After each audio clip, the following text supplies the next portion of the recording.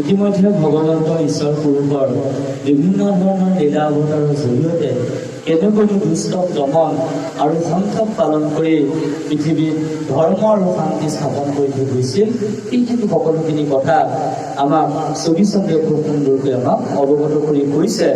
ভূঞা ভিকু পতিৰাম কৰিয়া দুৰ্ঘুল কাম, হাতে ধৰি পুৰুষু কুঠাৰ, অধৰ্ম ক্ষেত্ৰীয় যত সমস্তে কৰিলা হত, বিচাৰিয়া তিনি হাতবাৰ।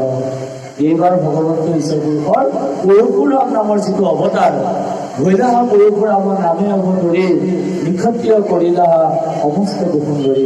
৩-৭ তেওঁ ২১ বাৰ ঘূৰি এই পৃথিৱীত যিমানবিলাক ক্ষেত্ৰীয় আছিলে সকলো ক্ষেত্ৰক বধ কৰি পৃথিৱীত শান্তি স্থাপনা প্ৰয়াস কৰিছিল। আৰু পৰীক্ষিতৰ আধ্যাত্মিক দৰ্শনক যেতিয়া কুকমুনিয়ে যেতিয়া পৰীক্ষিতৰ ওচৰত ভগৱন্তৰ ঈশ্বৰৰ লীলা পুৰুষৰ কথা কৈ থাকোঁতে পৰশুৰামৰ যেতিয়া কথা ক'লে, আপোনালোকে এটা কথা অনুভৱ কৰিলে চাব যে আমাক মহাভাৰতৰ, ৰামায়ণৰ তথা ভাগৱতৰ যি আধ্যাত্মিক দৰ্শন আছে, প্ৰত্যেকটো চৰিত্ৰই কিন্তু প্ৰায় পৰস্পৰ বিৰোধী।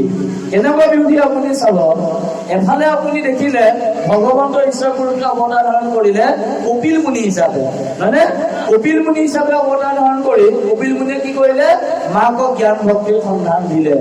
আকৌ একেই ভগৱন্ত ঈশ্বৰ পুৰুষে তেওঁ অৱতাৰ ধাৰণ কৰিলে কি বোলে, তেওঁ পৰশুৰাম নামে অৱতাৰ ধাৰণ কৰিলে, তেওঁ আকৌ মাতৃক বধ কৰি কি কৰিছে, উন্মোচন লাভ কৰিছে। কথাবিলাক কিবা উল্টা পুল্টা নহয় নে? উল্টা পুল্টা। কিন্তু ভক্তিৰ যিটো আধ্যাত্মিক দৰ্শন, সেই আধ্যাত্মিক দৰ্শনবিলাক কিন্তু তাতে অন্তৰ্নিহিত হৈ আছে।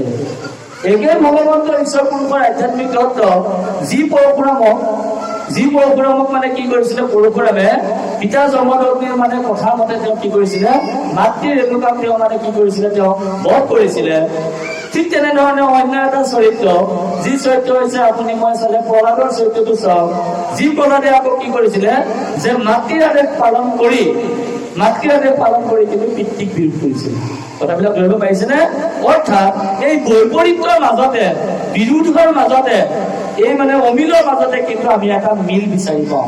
কি মিল বিচাৰি পাওঁ জানেনে? যে পিতা যদি সত্য পথত যদি থাকে, তেতিয়াহ'লে পুত্ৰই যেনেকৈ যে নহওক তেওঁ পিতাৰ ধৰ্ম পালন কৰিব লাগে।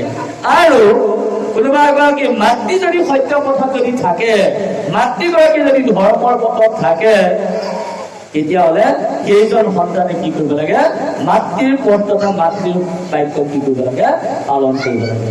সেইকাৰণে এইটো নিশ্চিত নহয়, বা আপুনিতো ভাবিব নালাগে যে আমি জন্ম দিলো বুলি মোৰ ল'ৰা ছোৱালী আলে আপোনাৰ মোৰ কথা শুনিব। নুশুনে। কিয় নুশুনে জানেনে? এয়া মহাভাৰতৰ এখন চক, ৰামায়ণৰ এখন চক, এয়া দুৰ্যোধন দুঃশাসন, মাক বাপেকৰ এটাও কথা নুশুনিলে। সেয়া আকৌ আপোনাৰ ৰাম লক্ষ্মণ ভৰত শত্ৰুঘ্ন, বাপেকে কবলৈ নাপালেই, মাকে কৈছিলেহে 14 বছৰ বনবাসলৈ গুচি গ'ল। কি কৰ মাকে কৈছিলে তই ৰজা হ, কিন্তু সত্য পথত আছিলে কাৰণে ঘৰতে কিন্তু নিজে ৰজা নহলে, মাতৃৰ বাক্য কিন্তু কি কৰিলে, বিৰোধ কৰিলে। আকৌ হিন্দু মুনিৰ সেই পিতৃ ভক্তি চাওক, নিজৰ সন্তান শ্ৰৱণ কুমাৰে নিজৰ পিতৃ মাতৃহকে গোটেই জীৱনটো কি কৰিলে, অকালতে বিসৰ্জন দিলে। চাওকচোন, ভগৱতীৰ মহিমা অনুভূত। এই ভক্তি তত্ত্বৰ কথাবিলাক যদি আমি একদম যদি পুংখানুপুংখভাৱে যদি অনুভৱ যদি কৰিব যদি পাৰো, তেতিয়া তাৰ মাজতে আমি জীৱনৰ যিটো প্ৰকৃত সত্য বা আপুনি মই আমি কৰিবলগীয়া যি ধৰ্ম বা যি কৰ্ম, সেই কৰ্মৰ পথৰ আমি সন্ধান লাভ কৰিব পাৰো। কৈলো মই নিষ্ঠ কৰি পৰশুৰাম ধনন্তৰী, দুয়ো বৰ্তমানে অৱতাৰ, আবেশুনা মুনিবৰ ভৱিষ্যত মাধৱৰ, লীলাশয় পৰশু প্ৰচাৰ। এজন অৱতাৰ ধাৰণ কৰিলে ভগৱন্ত ঈশ্বৰ পুৰুষে কি হিচাপে, ধনন্তৰী হিচাপে, মানে ধনন্তৰী হিচাপে অৱতাৰ ধাৰণ কৰি ভগৱন্ত ঈশ্বৰ পুৰুষে বেমাৰবিলাকৰ বিধান দিলে, মানুহবিলাকক দীৰ্ঘজীৱী কৰিলে। আকৌ সেইজন ভগৱন্ত ঈশ্বৰ পুৰুষে অৱতাৰ ধাৰণ কৰিলে পৰশুৰাম নাম ধৰি, তেওঁ আকৌ এফালৰ পৰা কি কৰিলে, ক্ষত্ৰিয়বিলাকক আকৌ বধ কৰি তেজৰ নৈ উটুৱাই দিলে। বৈপৰীত্য কথা নহয়, যথা সত্য তথা জয়, যথা ধৰ্ম তথা জয়। এই ক্ষত্ৰিয়বিলাকে কি কৰে জানে? ক্ষত্ৰিয়বিলাকে এই নিজৰ মানে কি কৰে, নিজৰ বাসনাটো পূৰ্ণ হৈ ঠিকে আছে, কিন্তু কেতিয়াবা নিজৰ পত্নীৰ কাৰণে, পুত্ৰৰ কাৰণে বা মন্ত্ৰীবিলাকৰ চলনা কৰি বা নিজৰ লোক নিয়ন্ত্ৰণ কৰিব নোৱাৰি লোকৰ ৰাজ্য আক্ৰমণ কৰিবলৈ গুচি যায়। লোকৰাজ্য আক্ৰমণ কৰিবলৈ যাবই, তাত সত্যটো নাচায়, ধৰ্মটো নাচায়। যুদ্ধ মানে হত্যা, যুদ্ধ মানে হিংসা, যুদ্ধ মানে এইটো আৰু পাপ, তাতকে আৰু বেলেগ একো নাই। ফলস্বৰূপে মানে কি হয়, হাজাৰ হাজাৰ প্ৰজা, হাজাৰ হাজাৰ নিৰপৰাধী প্ৰজা এজন ৰজাৰ অকণমান লোভৰ কাৰণে, এজন ৰজাৰ অকণমান মোহৰ কাৰণে, এজন ৰজাৰ অকণমান অভিমান আৰু অহংকাৰৰ কাৰণে কি হয়, শত সহস্ৰ প্ৰজা ধ্বংস হৈ যায়। শত সহস্ৰ লোকৰ জীৱন বিধৱা হৈ দুখ কষ্ট ভোগে, কিমান যে যান্ত্ৰণা ভোগে, আৰু কোনো কিবা কথা নাই। আৰু সেইটোকে নহবলৈ পৰশুৰামে কি কৰিছিলে, ক্ষত্ৰিয়বিলাকক কাটি কাটি পেলাই এই পৃথিৱীতে তেওঁলোকে যুদ্ধ কৰে। ব্ৰাহ্মণসকলৰ কথা নাই, জাক জাকত ব্যস্তকে থাকক, বৈশ্য আৰু শূদ্ৰসকলৰ বেপাৰ বাণিজ্যতে বদ্ধ, আৰু যত গোটৰ খাই ক্ষত্ৰিয়সকলকে বোলে বধ কৰিবৰ এয়াই উত্তম উপায়। তথাপি কিন্তু ভগৱন্তৰ যি মহিমাৰ কথা তাৰ জৰিয়তে আমি অনুভৱ কৰিব পাৰো। ৰামচন্দ্ৰ লক্ষ্মণ ভৰত আৰু শত্ৰুঘ্ন চাৰিৰূপে হৈবা অৱতাৰ, আমাক প্ৰসাদিত ভূমিভাৰ সংহাৰিত কৃপাময় জগত আধাৰ।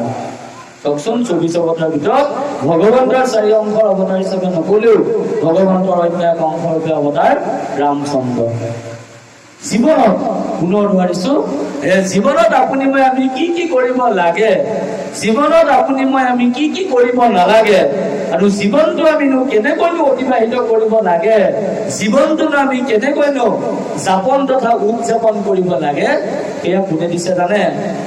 আধ্যাত্মিক শাস্ত্ৰবিলাকে দিছে। What we have to do, জীৱনত আমি কি কি কৰিব লাগে, এয়া দৰ্শন দিছে আমাক ৰামায়ণৰ আধ্যাত্মিক দৰ্শনে। পিতা হিচাপে তুমি কি কৰিবা, স্বামী হিচাপে কি কৰিবা, পুত্ৰ হিচাপে কি কৰিবা, ৰজা হিচাপে কি কৰিবা, মিত্ৰ বা বন্ধু হিচাপে তুমি কি কৰিবা, সত্যবাদী হিচাপে তুমি কি কৰিবা, এয়া দৰ্শন আমাক ৰামায়ণে শিকাইছে। আৰু জীৱনত আমি what we not have to do, আমি জীৱনত কি কি কৰিব নালাগে, সেই দৰ্শনখিনি আমাক কোনে শিকাইছে? সেই দৰ্শনখিনি আমাক মহাভাৰতে শিকাইছে।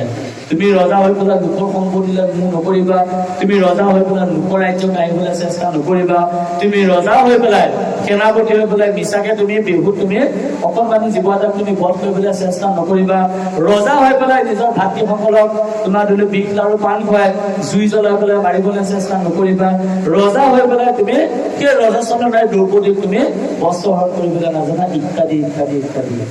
জীৱনত আমি কি কি কৰিব নালাগে, সেয়া আমাক সাৱধান বাণী, সেয়া আমাক অভয় বাণী আমাক কোনে দিছে?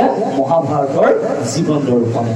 আৰু আপুনি মই আমি জীৱনটোনো কেনেকৈনো যাপন কৰিব লাগে, জীৱনটোনো আপুনি মই আমি কেনেকৈনো উদযাপন কৰিব লাগে, সেই কথাবিলাক আমাক এই মহাভাৰতৰ আধ্যাত্মিকতাৰে পৰিপূৰ্ণ ভাগৱতৰ দৰ্শনে দিছে।